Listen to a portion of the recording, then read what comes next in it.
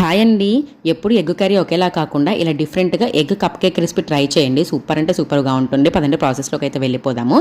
Stove వెలిగించి కడాయి పెట్టేసి 2 tea glasses water పోసేసుకొని వాటర్ బాయిల్ అవుతున్నప్పుడు 4 కప్స్ పెట్టేసేసుకొని పలుగుట్టుకుని ఎగ్ వేసేసుకొని కట్ చేసుకుని ఉల్లిపాయ, పచ్చిమిర్చి, ఉప్పు, కారం, కొత్తిమీర వేసేసుకొని 10 నిమిషాలు ఉడికించుకోవాలి.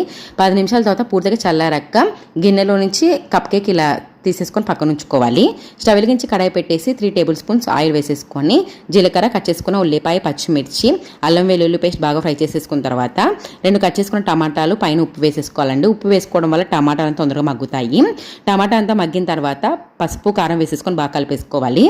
ధనియాల పొడి, ఎగ్ మసాలా వేసేసుకొని కలిపేసుకొని మనం రెడీ చేసుకుని ఎగ్ కప్ కేక్స్ వేసేసి కొత్తిమీర వేసేసి కలిపేసి మూత పెట్టి 1 మినిట్ మగ్గితే సరిపోతుంది. ఎంతో టేస్టీగా ఉండే egg cup cake recipe ready అయిపోయింది. చాలా అంటే చాలా టేస్టీగా ఉంటుంది. మీరు కూడా ట్రై చేసి ఎలా వచ్చిందో కమెంట్లో చెప్పండి. మీకు కనుక వీడియో నచ్చితే లైక్ చేసి సబ్స్క్రైబ్ చేసుకోండి అండ్ కమెంట్ కూడా చేయండి. Thanks for watching.